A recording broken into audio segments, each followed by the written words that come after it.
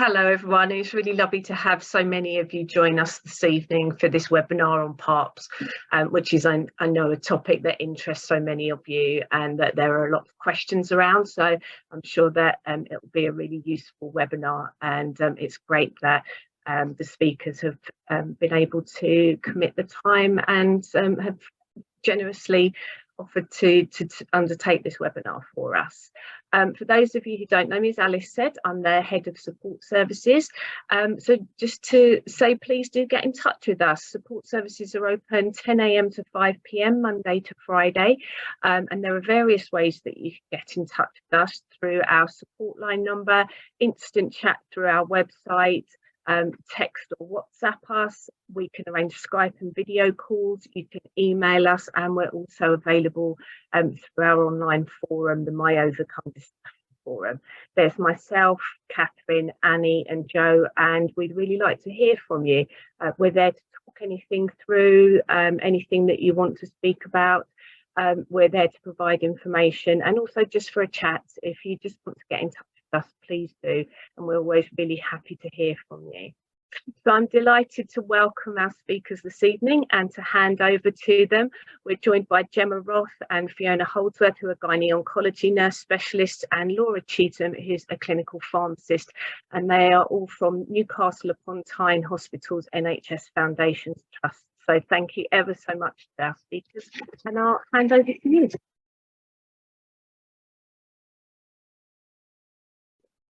Shall I start the screen share? Yeah, thanks.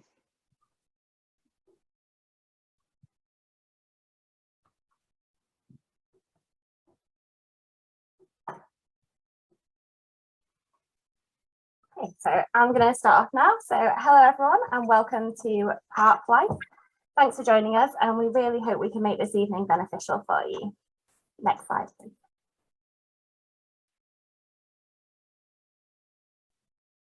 So we want the main aim from this evening to just be to make sure that we can help you make the most out of your journey on your PARP inhibitor, and make sure that you know that we're focused on you as a whole and not just what medication we're giving you. We're going to start by introducing ourselves individually and telling you a little bit about our backgrounds and explaining who your cancer team are at your different centres. We'll cover how PARP inhibitors work and who may be prescribed them, common side effects and the best ways to manage these, and common concerns. We'll then discuss practical support and solutions and the importance of holistic care during your PARP inhibitor journey. Next slide, please. So, I'm Laura. I'm an advanced clinical pharmacist working in the North East. I've specialised in cancer just over 4 years ago now, and I've been running a pharmacist-led clinic with the gynae oncology team here in Newcastle just over 2 years. Patients are referred to me following their upfront chemotherapy, and I then monitor them for the duration of their PARP inhibitor treatment. So what this means is that I conduct a telephone clinic once a week. I discuss with patients regarding any side effects they may have, any symptoms of concern, so monitoring closely for disease relapse. I'll manage any issues they have, and then I'll prescribe and arrange further supply of their ongoing medication. Alongside this, I also signpost to relevant services for additional support. If patients need face-to-face reviews during their time in my clinic during their maintenance treatment, then I will arrange for them to be seen in the consultant's clinic, and I'll go and sit in so we can see each other face-to-face and address any unmet needs. Next slide, please. Good evening, everyone. I'm Fiona. Lovely to be with you tonight. I've been working with this team since March of 2021 and specialised in cancer from 2008 onwards. Both a specialist nurse and an educator.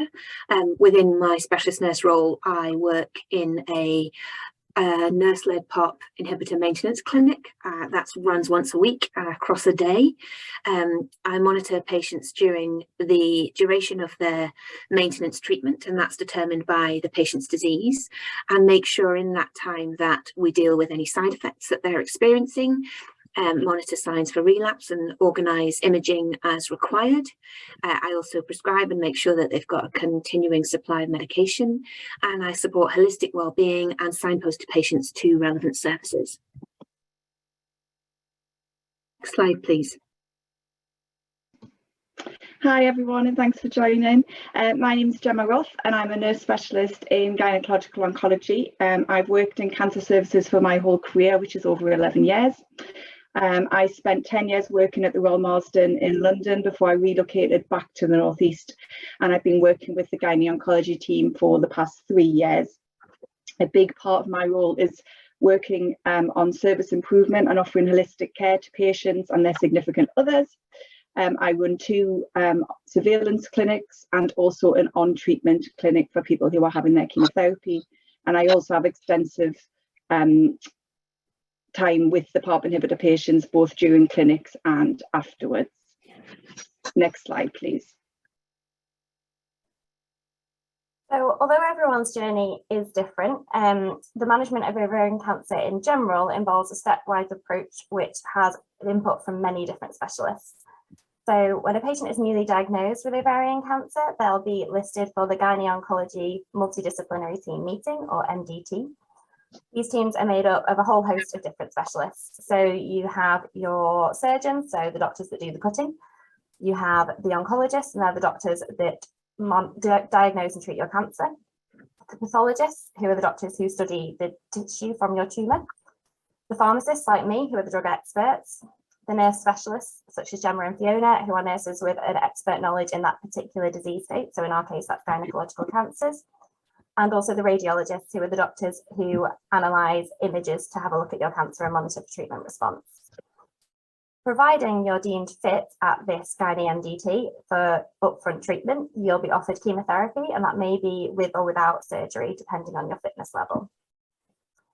As long as you have some form of response to your initial treatment with your chemo, we can offer you maintenance treatment, which nowadays is with a PARP inhibitor. A few years ago, PARPs weren't really available. This is something relatively new to the scene still, so it's really exciting that we've got these in practice now to help improve your outcomes. PARP inhibitors are given for different durations and depending on which stage of the journey you're in. So it may be for a finite period of a couple of years, or you might be on this continuously as long as it remains beneficial. If you're only on it for a few years, we'll give the maintenance treatment for that duration, and then you'll move on to what we call surveillance. So at this point, you're not on active treatment, but you still have routine reviews, normally with a nurse specialist. It's important throughout the entire journey that we focus on the patient themselves, and we want to address your needs every step in your journey. And this is the basis for holistic support, and Gemma's going to touch into that in a lot more detail later on. Next slide, please. So we think it's really important for you to understand how the drugs you're taking actually work in your body. So our bodies are made up of DNA, which is genetic material, and that's this kind of like double helix on the left-hand side image. When our bodies are exposed to damage, whether that's internal or external damage, unbeknown to us, our DNA can have breaks within the strands that you can see in that kind of like wiggly line.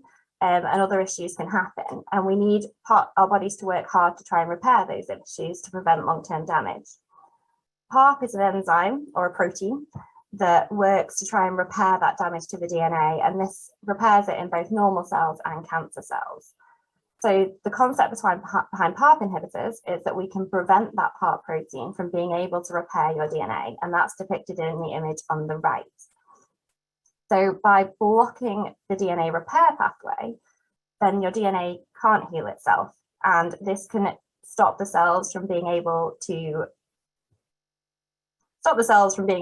heal and therefore lead to cell death. So that's the aim of the PARP inhibitor treatment, in that we can kill off your cancer cells in this way. Unfortunately, it isn't just specific to cancer cells, so that PARP inhibitor is also going to block PARP protein from repairing your normal cells. And that's why patients on PARP inhibitors often experience some form of side effects.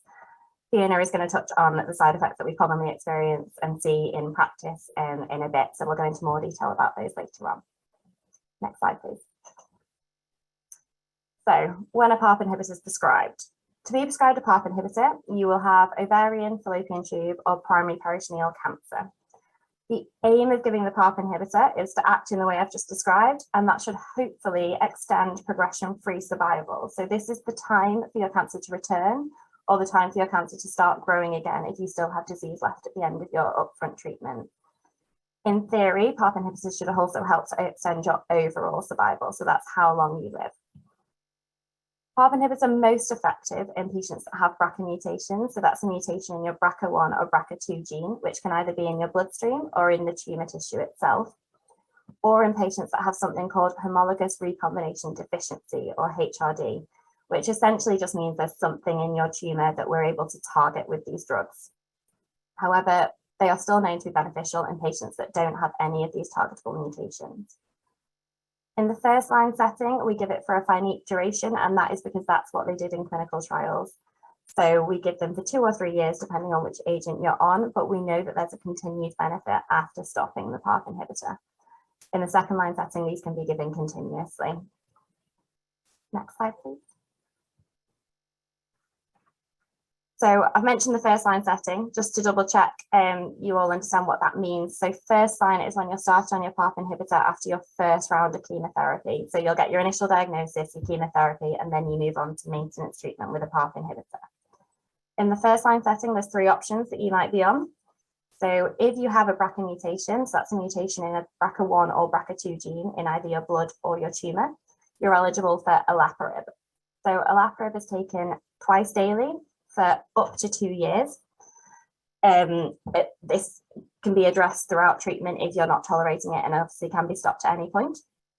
The monitoring is every 4 weeks with a blood test for the first year, and then usually every 8 weeks on your second year on treatment, but this is very much centre dependent. So we do it every 8 weeks, but other places might do that slightly differently.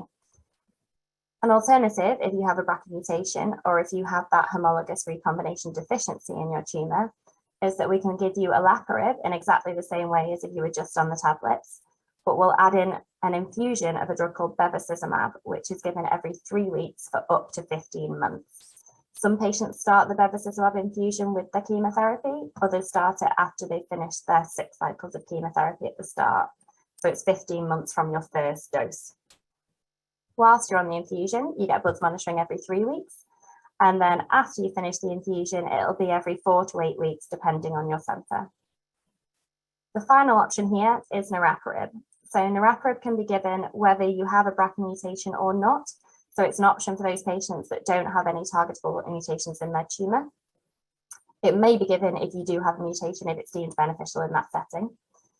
It's again a tablet form, but this is only taken once a day, and it's continued for up to 3 years rather than the 2 years with the olaparib. It's a bit more intensive with monitoring at the start, so you need a blood test every week for the first 4 weeks, a blood pressure taken every week for the first 8 weeks, and then for the first year you'll move on after that first intensive 4 to 8 week period to monthly monitoring, and then in the second and third year, again it's centre dependent, but at Newcastle we do every 8 weeks. GP surgeries are normally really good with accommodating blood tests, so we'll tend to try and work with the community teams to try and get your bloods monitored at a centre that's a bit closer for you, so just nip into your GP surgery, which is normally more local than your hospital. If you have any issues setting that up, if we've asked you to and you can't get that to work for some reason, then get back in contact with your normal team, and there's always a way that we can arrange to make sure that you're getting your bloods monitored as you need to. Next slide, please. So second line onwards. So if you've had chemotherapy and you have a response, and then later on you end up needing more chemotherapy because your disease has returned or progressed, then you may be offered a PARP inhibitor in what we call the relapse setting. You're only eligible for PARP inhibitors here if you've not had one previously. So the number of people getting PARP inhibitors second line is kind of reducing because we're using it so much in the first line setting nowadays. But some people will still be on it here. At this stage, there's 2 options. So you can have olaparib in exactly the same way as it was prescribed and monitored in the first line setting. However, instead of only being given for 2 years, it's continuous, and it's continued until your disease progresses, you have some side effects that you really can't cope with anymore, or you just choose to stop because you've essentially had enough of being on treatment. Bloods monitoring is exactly the same as it was first line. The other option here is rucaparib. So this is another PARP inhibitor that can be given regardless of whether you have a BRCA mutation or not. It's a twice daily dose, and again, it's given indefinitely, so until it's no longer deemed beneficial for you. And bloods monitoring is exactly the same. So I've now bored you with the sciencey stuff. So we're going to move on to Fiona, who's going to talk to you about common side effects, fears, and also run through a few case studies of ladies that she's encountered in practice. Okay, next slide, please. Okay, so what happens when the drug works on our body is called mechanism of action. And the way that the drug works influences the side effects that it causes. Understanding the way that it works with experts like Laura helps us to know what to expect and manage the side effects. However, it's important that we recognise with PARP inhibitors that they're relatively new to us, and as Laura said, that's an exciting thing. But it does mean that we haven't seen everything yet that these drugs might cause for our patient groups. And so it's therefore really important that our patients are in a partnership with us, an equal partnership that works for the patient. And Gemma is going to spend a good bit of time talking about that and the value of that. So now that we know that that's the case, let's have a look at some of the side effects specifically in a bit more detail. Next slide, please. So the first thing that we encounter quite commonly is nausea and vomiting. Now, lots of you, I'm sure, will be pleased to know that this is not the same as the nausea and vomiting that we might caused with chemotherapy. What we're talking about here is a low level bit of mild nausea with perhaps an occasional vomit in the morning, and it may not even be as extensive as that. However, these treatments are something that you should be living alongside with minimal impact on you. So you should be aware that you're taking them at the time that you take the tablets, be that once a day or twice a day, depending on your regime. But it's not something that should be impacting on your regular life. And that's why we want to talk specifically about how to manage some of these side effects and when to escalate the problems. If nausea and vomiting is a problem for you, firstly, we'd hope that it only is there to start with as your body acclimatizes to this treatment. And that's an important difference between PARP inhibitors and chemotherapy, is your body gets used to the way that they work and begins to manage and tolerate them. If you are struggling with nausea, then taking tablets with regular food can be really helpful. So if you take them in the morning, take them with your breakfast, and then equally if you take them with an evening meal or both, then that's fine. If actually taking them at night is something that you've been advised or something fits in with your routine, then that's absolutely fine to do, and there's no need for you to have a full meal with that. We're talking about biscuits and cheese or a piece of toast or a couple of digestive biscuits will be sufficient, but it will help to minimize the nausea.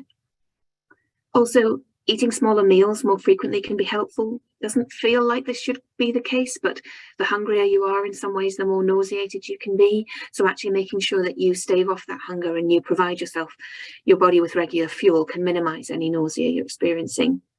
Avoiding strong flavors can be supportive and helpful. So we're not talking about making everything monochrome in its flavor, but avoiding strong flavors of garlic or spice can make food more palatable.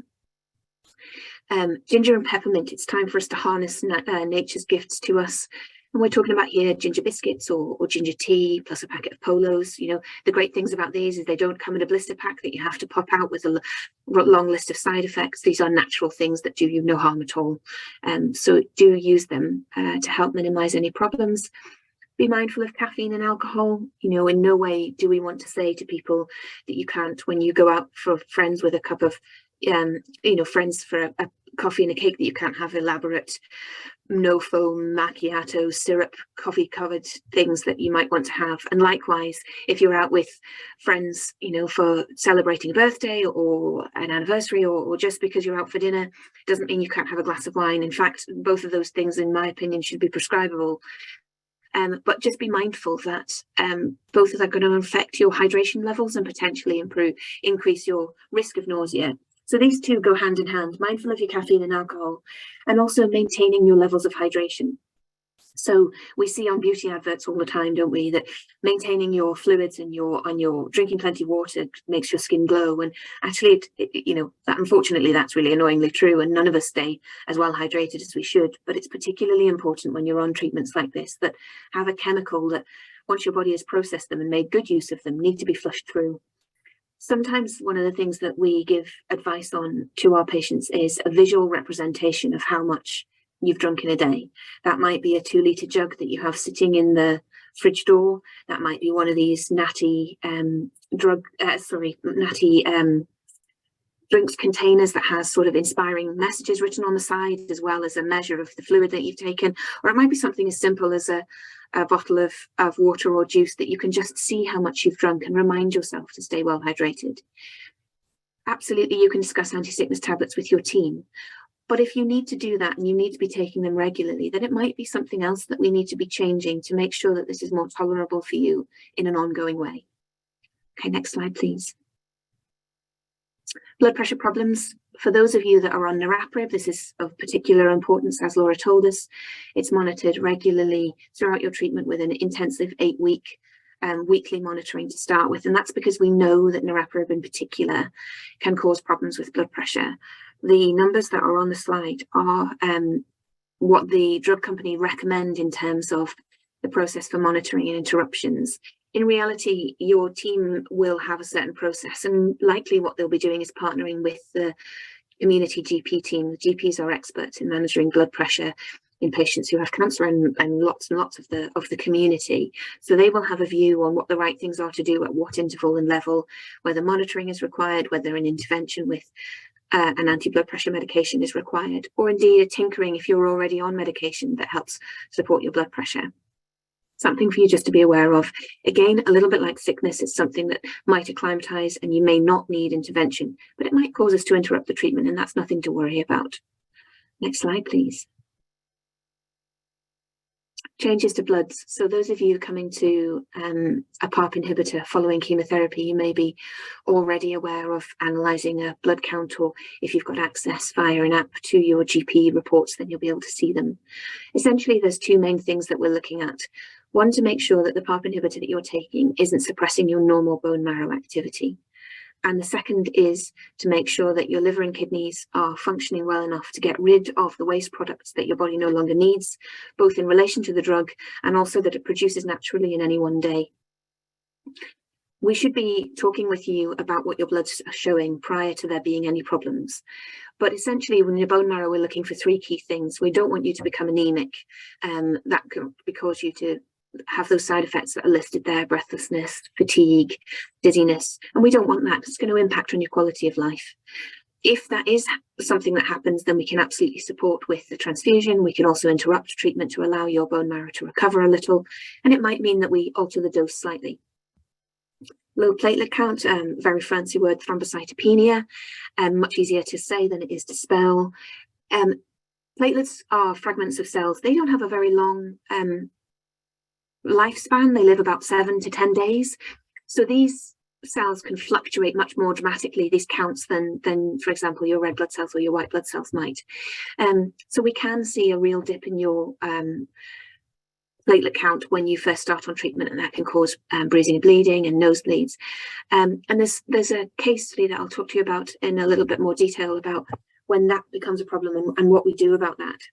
Last thing that we worry about is your white blood cell count, and I'm sure some of you will be very experienced with what that looks like. Essentially, your neutrophils, they are your first line of defense against infection. They are your kamikaze fighters who go in and beat off any infection, while the intelligent part of your immune system is creating antibodies to help you have a more organized response. And if you don't have enough of that, then you'll put yourself at risk of becoming, having significant infection. And so that's something that we keep an eye on closely. If we need to treat any of these things, if any of your blood counts come deranged, likely what we'll do is interrupt your treatment, allow recovery, treat if it's necessary, and then restart. And it may well be we restart on a lower dose than you were originally prescribed. That's not a failure. It's not anything that you've done wrong. And it's really quite normal. And we'll talk about that in a bit more detail in a moment. Next slide, please. Tiredness or fatigue. This is the one that we hear about most. It's one that causes the most frustration in patients. And it can be the one that we do the best about, but also the trickiest. Firstly, the golden rule is listen to your body, try not to get frustrated. It's a very sophisticated machine, and it will tell you what it needs. And actually, if resting or napping is required, then that's something that if you give into it and you rest, you'll feel an awful lot better. There is a very well recognized adage, which you may be aware of, not specific to cancer, that if you are suffering with fatigue, that you have a certain amount of spoons allotted in your day. So you might have 20 spoons, and that's the amount of energy that you can afford to do in a day. So hanging up the washing outside, now the weather's getting a bit better, might take you 6 spoons. Doing the weekly food shop might be 12 spoons. What we would advise you to do is for the things that you absolutely want to do in your week. So that might be going out for friends with that fancy coffee that I described and a cup of and a good catch up, or it might be picking up grandkids and taking them to ballet, or it might be any other thing that's important that makes you you. Make sure you protect some of your spoons to do that. And the lower level things that eat away at your energy levels, they can, stagger them along, or they can wait. One of the other things that we often is a bit tricky with tiredness and fatigue with these class of drugs is that after the trauma of a diagnosis and then the really intensive experiences of surgery and chemotherapy, where people often rally around and will cook and will pick up kids and will do washing and will support you in that ways. Once you move into this maintenance period, that support naturally falls away. People think, well, actually, you're feeling better now. And sometimes that can be really tricky. If you feel, actually, I need that support, or I'm struggling a wee bit, that's not a failure on your part. That's just a reality of this drug. As you learn to acclimatize to it, manage what you can do and get good at sorting your spoons, it might be that you need to ask for more help from friends and family, and don't be embarrassed about that. The other thing that can help is exercise. This sounds kind of converse again, a little bit like the hunger and the nausea, but doing more can increase your stamina and also gives you that release of endorphins, which gives you a little bit more alert time during your day. Okay, next slide, please. Bowel changes. I get all the good conversation points. You might find that you go one way or the other. So let's start with constipation. Hydration is really important here, a little bit like with sickness. It's going to help the food in your gut that's going to get processed into stools not to become dehydrated, and that makes it more difficult to pass. So 2 litres of fluid per day, and ideally, if you can avoid that being your caffeinated and alcoholic drinks, then that's so much the better. They can be on top of that in terms of your fluid intake. High fibre foods can be really helpful. So things like fruit, vegetables, particularly those with the skins on, and things like wholemeal bread and pulses will bulk up your stool and make your gut more easily forming stools that are able to pass. Exercise can help to regulate your bowel pattern, and laxatives are absolutely available over the counter, or they can be prescribed. Likewise, if you've gone the other way and diarrhea is a problem, I'm in danger of sounding like a broken record here, but hydration is important, maintaining 2 litres of fluid per day so that any insensible loss that you are passing with diarrhea isn't affecting your well-being.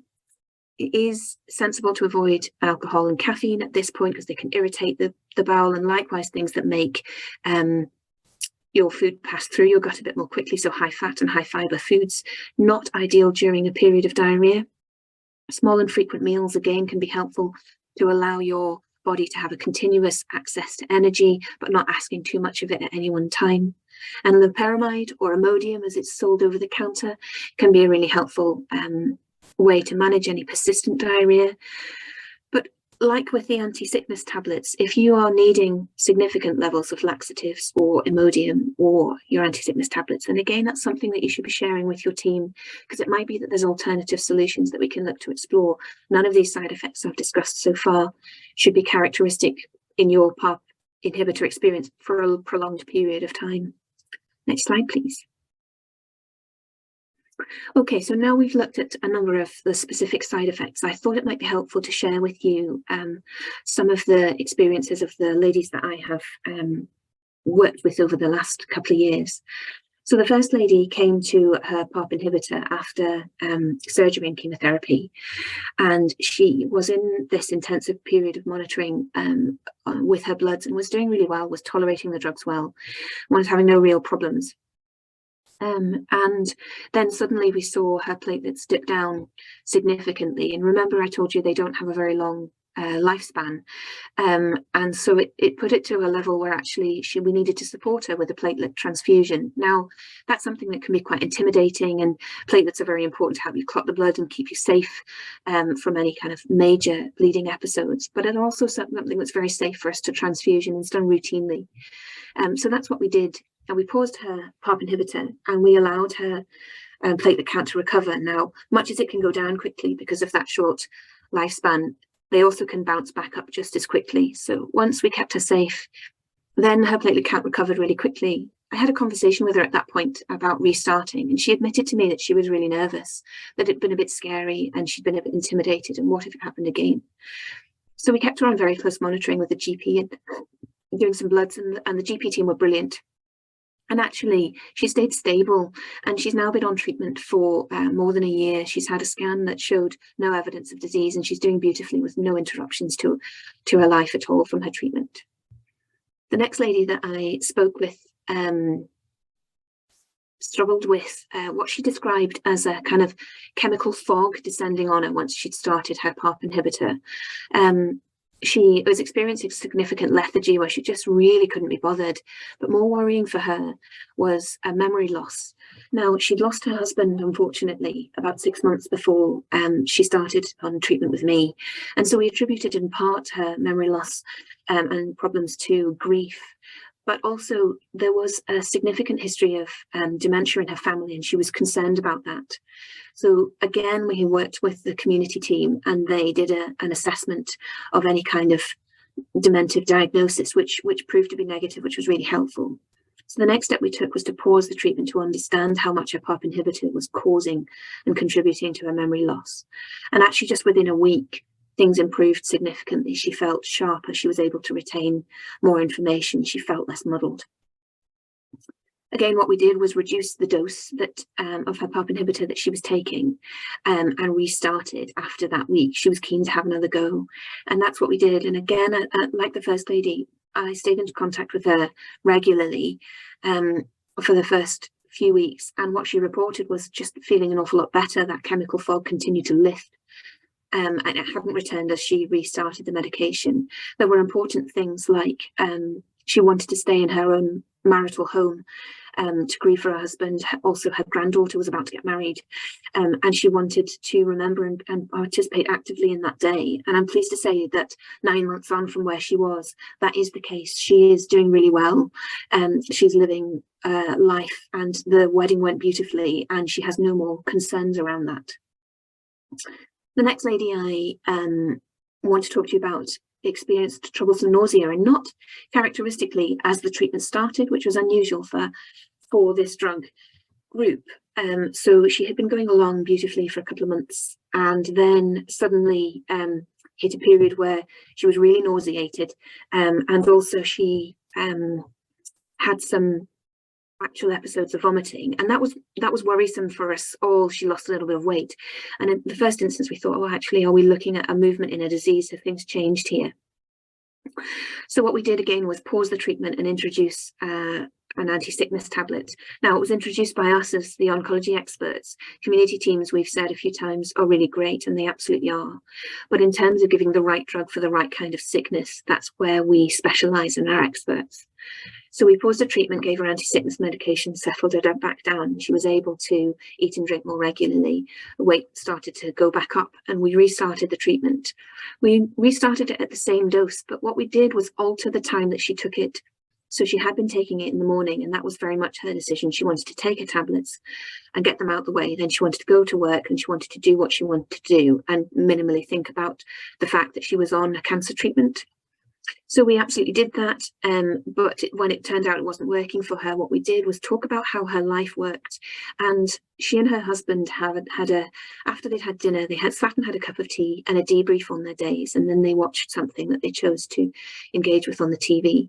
So at that cup of tea, all we did was add a couple of digestive biscuits, and she used a phone alarm to remind her that that was the time she needed to take her treatment. And she was able to tolerate the treatment. The nausea dissipated. She no longer needs the anti-sickness medication and is doing really well. And the last lady I'll talk to you about was a lady who had complications before we even started. And often these ladies think, oh gosh, I'm coming into another thing and it's going to be really tricky. And she developed a clot during her chemotherapy. She was having some trouble moving on from an injectable anticoagulant to something that she could take in a tablet form. We just navigated slowly and closely with her on her PARP inhibitor. and we got that settled. And then very quickly, unfortunately, she was admitted to the hospital with a nasty pneumonia. And again, what we did was just pause, allow her body time to recover, and start it again. And again, I'm pleased to say that she's doing really well. She's tolerating the treatment. We haven't hit any other problems. And what we thought was happening was these things were incidental and may well have happened to her anyway, and had nothing to do really with her PARP inhibitor. So those are my experiences. Next slide for me, please. Okay, so we thought it might be helpful to have a think about the things that we commonly hear when we speak to this group of patients, and find out how they, see if we can share some of the wisdom we share with them. First thing is, am I taking enough? And the answer to that is definitely yes. So when you have chemotherapy, we tailor the dose based on your weight and your height and your kidney function, and sometimes some other things as well. With PARP inhibitors, that's not the case. We have a set dose that we start with based on your weight only, and then we tinker from there. And actually, there'll be the right dose for you, and that will become apparent on your tolerance and the side effects that you experience and the changes that we make. Is a treatment break safe? Yes, absolutely. So if you need to have some planned surgery, or you've become unwell and you need a little bit of time to recover, or indeed you have some persistent fatigue and you have an important event coming up, that might be a holiday breakaway or an anniversary or something that you want to celebrate, then stopping the treatment, allowing that recovery or rest time is absolutely safe for us to do. As Laura said, the drugs will continue to work when they're not available to the body, and that's the case when you're on treatment as well as when you've completed treatment. So it's absolutely safe for us to do. This next one is one that makes me smile all the time and makes me realise as well how brave and tolerant our patient groups are. I'm not having enough side effects, how can it be working? There's a lot of misinformation out there about the fact that if you're not experiencing side effects, your drug can't be working. There is a very small body of evidence about certain drugs within the cancer community being the case, but PARP inhibitors are definitely not one of those. Side effects are like the symptoms that led to my diagnosis. Is it back or growing? This is a really common fear and really understandable. This is where that partnership that Gemma's going to talk to you about is really important, because we are trained to look for those red flags and find the information out from you. The more honest you can be with us, the better we'll be at determining whether that's the case or not. We'll look at bloods, we'll also look at the pattern of how things have been for you. And if we need to, then we can organise some imaging to reassure us or find out what's happening. And then the last point, their experience is different to mine. What does this mean? In reality, it means you're different to the next person to you. Each of us on the call is different to each other. And in the same way as we look different, we are taller or shorter, we've got brown hair or blonde hair, our cancer is unique to us. And so therefore your experience is going to be different. As you like different things and you're better at different things, your journey is going to be different, and that's absolutely okay. Next slide, please. So just to cover a few other common questions that I think we all get asked quite frequently. Firstly, am I immunocompromised in the same way I was when I was on chemotherapy?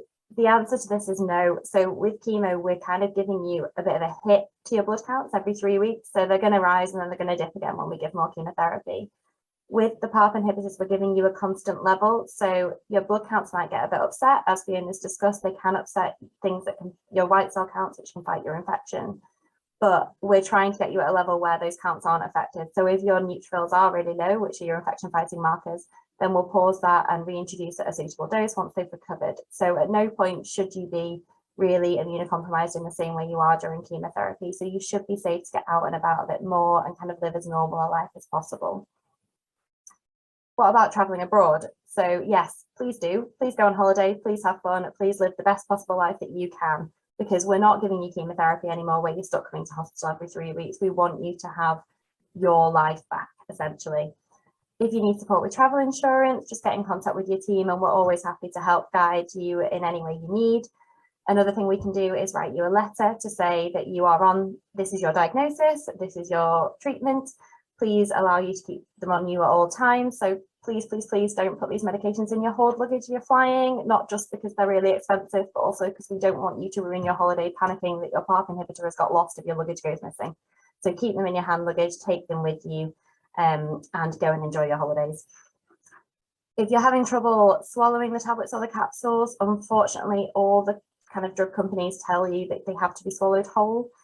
So they don't advise crushing, dispersing, chewing the tablets if you're not managing to get those down. There's not really much that we can do about the fact that's their recommendation, but speak to your individual team and see whether they can come up with a solution for you. What to do if you forget a dose. So if you remember within a few hours, then just take your dose as normal.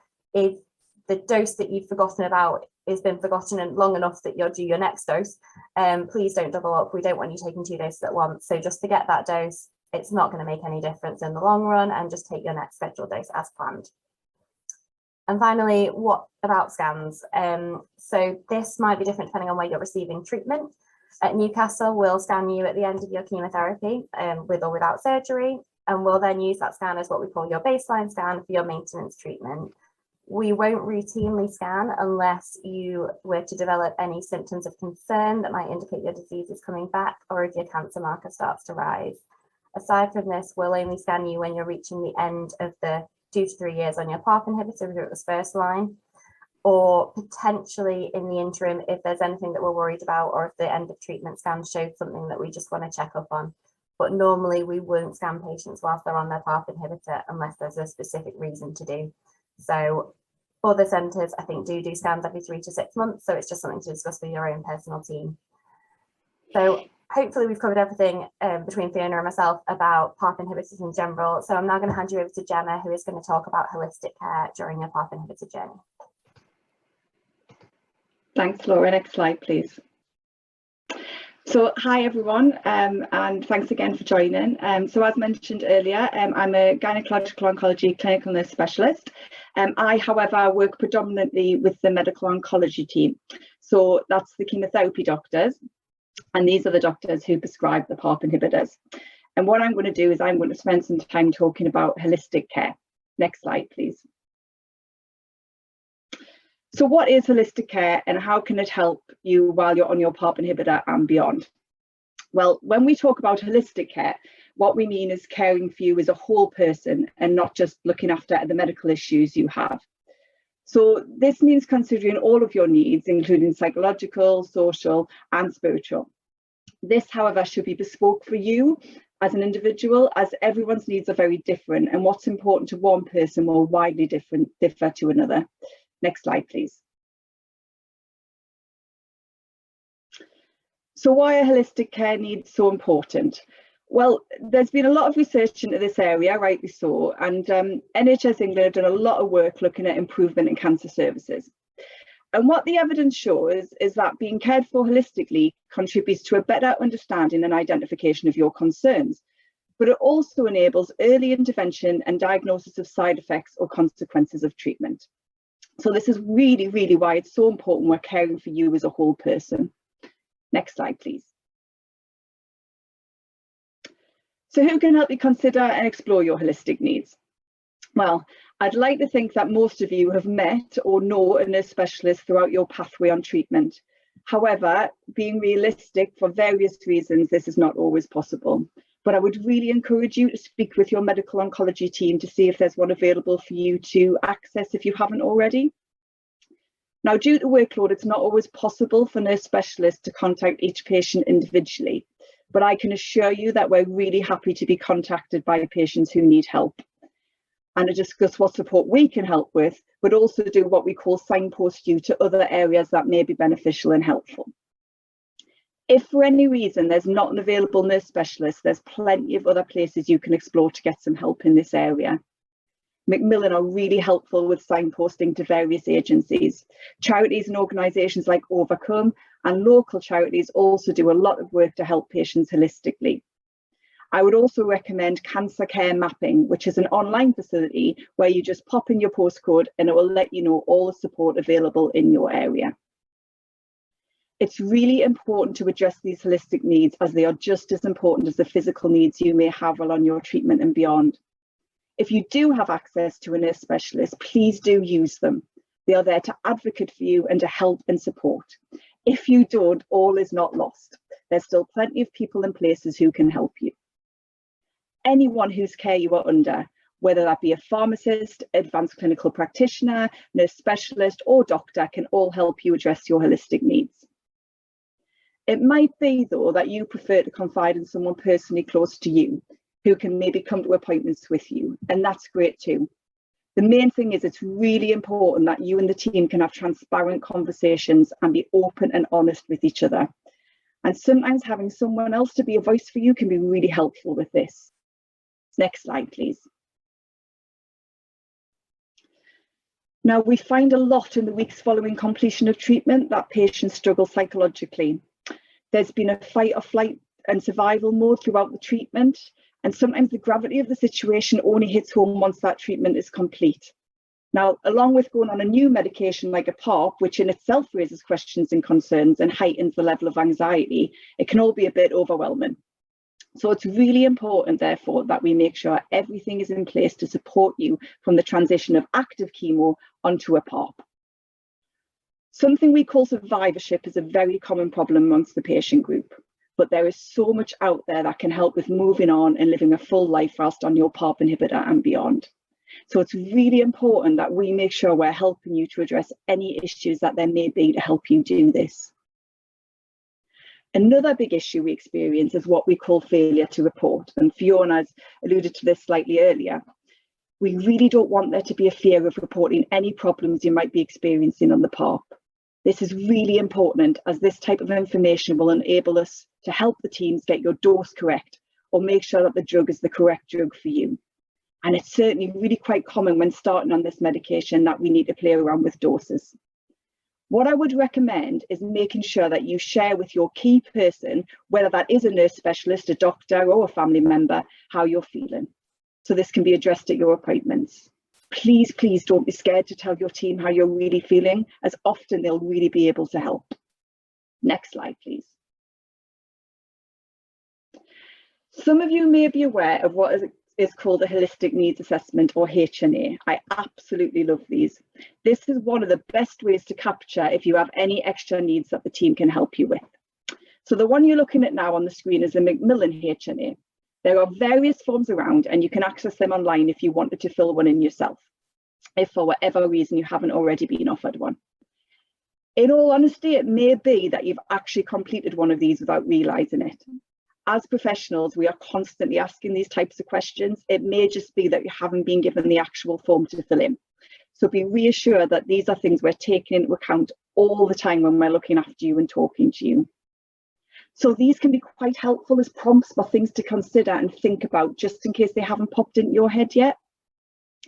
What would normally happen is a nurse specialist or professional in your team would sit down and go through this with you, either in person or on the telephone, and see if you have any needs. And then they would signpost you to appropriate support depending on what those needs are.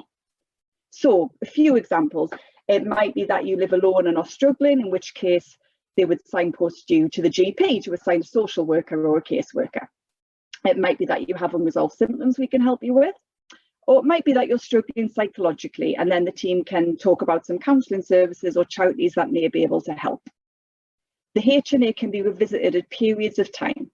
So, for example, you can do one when you finish your chemo and then repeat a few months into your PARP treatment to see how things may be improving, or if you have any new needs that need to be addressed. So it's an ongoing process, and these can be really helpful. Next slide, please. So as I've mentioned earlier, there are various people that can be involved in helping you with your holistic care. But what I think is really important to remember is that all of these people who are looking after you will interlink with each other and communicate if needed to make sure you're being offered the best care. PARP inhibitor use is growing within our specialty all the time, which is wonderful. And therefore, a lot of hospitals use what we call a multidisciplinary approach to run their clinics. So it might be that you attend a clinic run by a pharmacist or a nurse specialist, or you might remain with your consultant and their team. This does not mean that the care you are being offered is altered dependent on who you see or talk to, as the whole team will constantly be communicating with each other. And if, for example, a member of the team feels you would need more help in a certain area, they'll refer you on to colleagues who may be able to help better in specific situations. If anything, I feel like the multidisciplinary team approach actually enhances your care and allows teams to offer holistic care, which we know is so important. Next slide, please.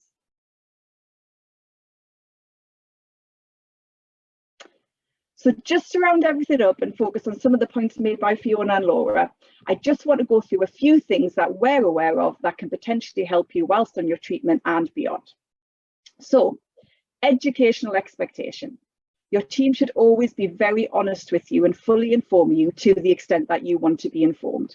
And hopefully this will make things easier if they do have to make changes to your treatment plan. Hopefully, letting you know that there might be a dose reduction or drug discontinuation from the start will help you. And your team should thoroughly explain why this is. As mentioned earlier, it's really important that you find someone you can have a trusting relationship with to discuss your concerns. Your team will help you manage your symptoms if you have any. Just be very open and honest with them about how you're feeling. It may be something really simple. So, for example, anecdotally, some people find if they're suffering from nausea, changing the timings of taking the medication can be really helpful. So try not to worry too much. It's really always best to be honest. And please, please think about your holistic needs and how your team can help point you in the direction of other people who can help as well. There are some absolutely wonderful charities who do some amazing work that you may not be aware of. Let your local team guide you. Use things like Maggie's, Macmillan, Overcome. All these wonderful resources can help you with your holistic needs. And also be very open and honest about what's important to you. What would you like to achieve whilst on the medication? Everyone's quality of life expectation is different, so let your team help you to achieve what's important to you. I really hope you found this helpful and that you'll be inspired to go on and think about your holistic care just as much as your physical well-being. And we'll now be more than happy to answer any questions you may have. Thank you very much. That was a hugely informative and thorough presentation and really, really useful and interesting. So thank you all very much for that. Thank you to everyone who's submitted some questions in the chat and Q&A. If you have any questions, then please do pop them in there. We're not going to have time to come to all the questions now during the webinar because we've got about 5 minutes left. So we'll make a start on the questions, but as Alice mentioned at the beginning, the team here, the speakers, have kindly offered to follow up any questions with email. So so you will have your question answered. It's just it might not be in the webinar. We might have to do it via email afterwards, but we will circulate the questions that have been answered via email to everybody who's attended today. Also, just to say, I'll read out the questions, but I'm not going to read out anyone's name or any identifying details. So we will protect your privacy during the webinar recording and things. So don't worry if you'd like to ask a question, but you wouldn't like your name mentioned, because I won't do that. Okay, so we'll make a start. One question is, and we do get asked this a lot on the support line as well, what is the impact on disease progression when the regime is interrupted? Is there a known impact? And the person who's asking this stopped due to low platelets at the beginning and then took a reduced dose during a long haul holiday. Their CA125 is normal, but it has doubled, and so they're feeling very anxious about that. Shall I take that one? So that's a really good question, and the answer is we can't absolutely be certain about what impact will happen individually. In terms of interrupting for platelet dropping, that's a safe thing and a requirement for us to do to allow your body time to recover. In terms of taking reduced dose on long haul holidays, I hope you had a lovely time whilst you were away. And it's really important, as Laura and Gemma and I have all said, that you live the life that you want to, and do that long haul journey. And when you make those decisions, what we always just say to our patients is we can't know the road less travelled. So if there was an incident with relapse, we wouldn't know whether that would have been influenced by the dose that you stopped taking to do that. What's important is that you make the decisions that are right for you at the time, and it sounds like you absolutely did. Your team took care of you when your platelets dropped, and you hopefully had a really fantastic holiday that was really important for you to do. We can't ever be absolutely certain. If we had a crystal ball, that would be great, but we need to make the decisions that are right for our patient at the time that we're making those decisions. I hope that's not me sitting on the fence too much. Could I just to add into that as well, CA125, we have to be very careful how we interpret that result. You know, that number can go up for so many different reasons. Your team will guide you as to, you know, if they did think appropriate to, you know, for example, rescan, but, you know, we can see fluctuating CA125 for all sorts of reasons. So, you know, just if I can offer some reassurance that just because a number is going up, we don't automatically assume that something is reactivated or going in the wrong direction. Thank you. And just following on from that, we've had another question that says, if the PARP is effective, how long after starting would you expect to see a drop in CA125? I take this one. So this is very patient dependent. Some patients will, at the end of their chemo and surgery, have CA125 back down within kind of the normal range, and it'll just be monitoring that it stays around the same. If yours is still high, it can take a couple of months to come down. We'd be monitoring that closely, and if it's not coming down drastically, it might just be doing a bit of a kind of roller coaster down, just on a downward trend. So it's just something that we monitor on monthly bloods. You'd hope to see some form of response within the first couple of months on your blood test, but again, it depends how your body's working and how your CA125 secretes in the body. So some people don't see an increase in CA125 and they're what we call non-secretors. Others have a drastic increase and then drastic drop. So it very much depends on what your markers were doing at the start. But yeah, hopefully if you're going to respond and your markers are going to respond, we'd see it in the first couple of months on PARP. Thank you. Yeah, I think, sorry, just to add on to Laura, I think one of the things is that we talk about when we look up CA125 is it's very easy to kind of have that as your flagship, but actually it's only one part of your assessment. What's equally important, if not more so, is how you are, so how you're feeling, what you're able to do in your day, all of that kind of thing that makes you you. And we are as interested in that, if not more, than we are in terms of a biochemical number. And as Gemma said, lots of things can make CA125 swing about in the wind. It's one of those ones that's sort of not hugely reliable. We use it as effectively like a licking your finger in the air to see about the wind direction, but we don't invest in it an awful lot more than that. As particularly if you're well, and you know, and we can see lots of different kinds of responses with individuals who CA125 rises, but actually CT scan shows us that they're having a great response. So it's important for you to keep track of it, but it's not the only thing that's important. Thank you all. I know we've had quite a few questions come in about the 2-year cut-off time for first-line olaparib, but I think what I'll do, just to let the participants know that I'll roll that over to the email responses, because I think we won't have time to respond to that fully, but you will get a response to that. And I know that we've had quite a few queries about that particular topic. Just one to finish off, as someone has said, you've covered all of the symptoms I'm suffering from other than aching limbs, which is becoming quite debilitating. Is this a normal symptom? So I think personally I'm seeing a bit more of this now than I was previously. So I've had quite a few ladies recently that whether it's kind of joint pains or just general aches and pains. If it's something that started since you started your PARP inhibitor, then the best thing that we can try is pausing it for a bit, seeing whether it is that's causing it. If it is, we can look at dose reductions to see whether that improves things, and also just gentle painkillers and things to see whether we can try and get on top of the aches and pains. But yeah, it is something that we are seeing a bit more in practice now than I necessarily was at the start. I don't know whether the others have got anything to add.